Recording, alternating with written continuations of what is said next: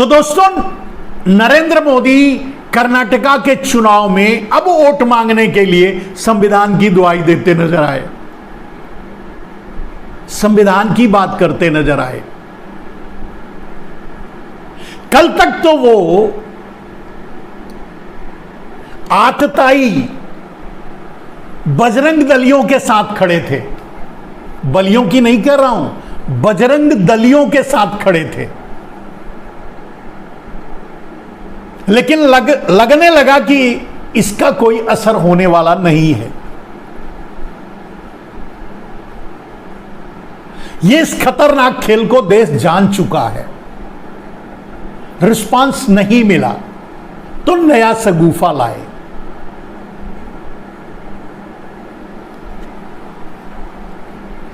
बजरंग बली के नाम पे वोट मांग करके आपने भारत की 140 करोड़ जनता का अपमान किया है।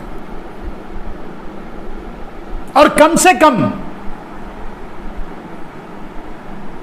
जिनके लंबरदार आप बनते हो, हिंदू हृदय सम्राट की बात करते हो, अगर आप बनते हो तो नहीं कुछ तो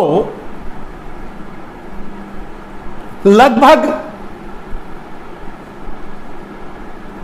100 करोड़ से ऊपर हिंदुओं का भी अपमान किया है आपने,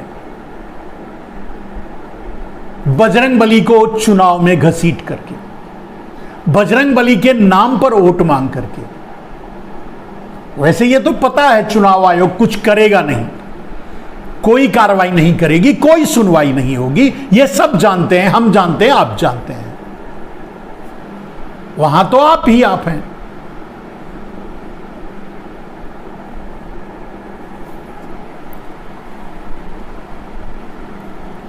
जिस नफरत को आज 8 सालों से आरएसएस आप पूरे देश में बो रहे हैं, पूरे देश के हर क्षेत्र में जाकर के नफरत का बीज बो रहे हैं,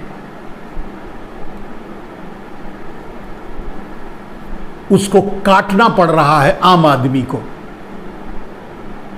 सैकड़ों, काउंट में नहीं बता सकता, सैकड़ों मारे जा चुके हैं मणिपुर में, घर जल चुके हैं, लोग अड़ोस पड़ोस के राज्यों में जाकर रहने के लिए मजबूर हो गए हैं, पलायन कर रहे हैं, और आप रैली कर रहे हैं, वोट मांग रहे हैं,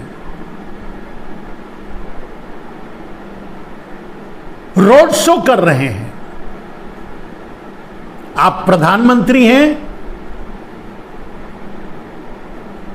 या भारतीय जनता पार्टी के चुनाव इलेक्शन ऑब्जर्वर? खैर,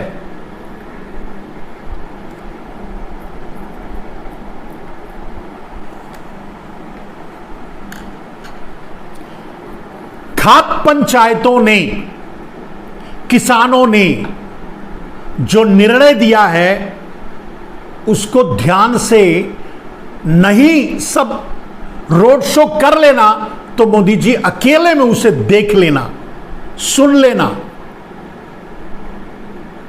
और मैंने पहले भी कह चुका हूं, ये वही किसान है, कोई चाल काम नहीं आएगी, ना आपकी ना आपके गुरु बृजभूषण की, फूट डालने की।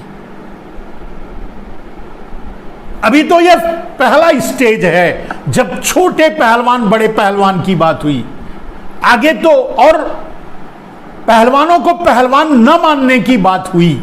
अभी यह पहला स्टेज है, इसके बाद के स्टेज क्षेत्रवाद, संप्रदायवाद,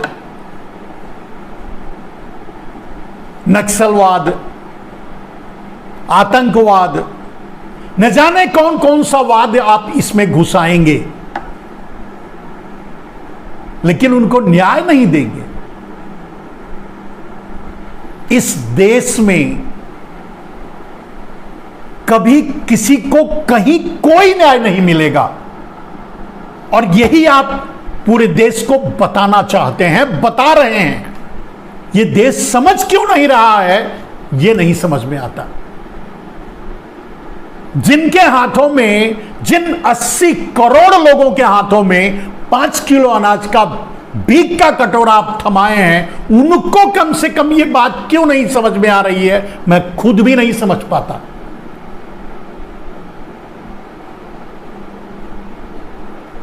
उन्हें तो समझ जाना चाहिए।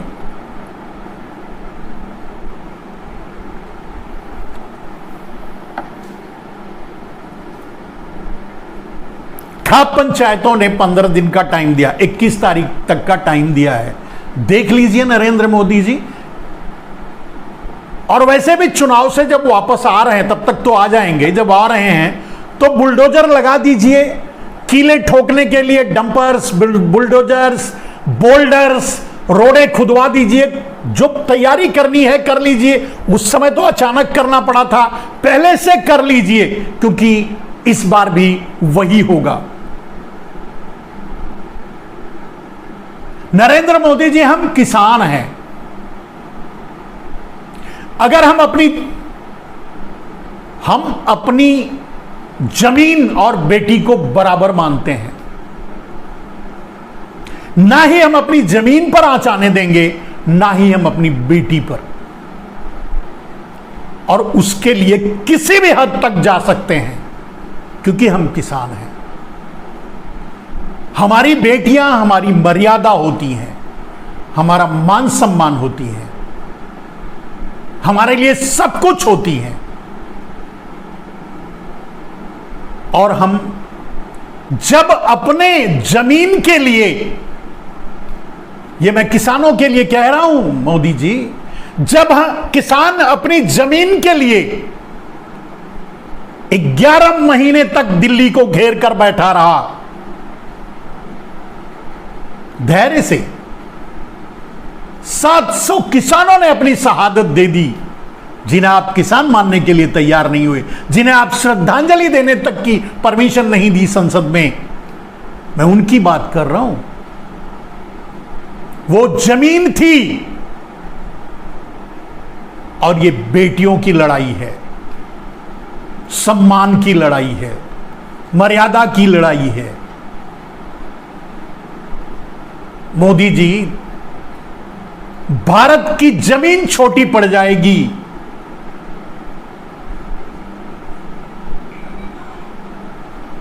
भागने और छुपने के लिए जो किसानों की बेटियों पर नजर डालता है। याद रखिएगा इस बात को। बरगलाने से कुछ नहीं होगा, बात को घुमाने से कुछ नहीं होगा,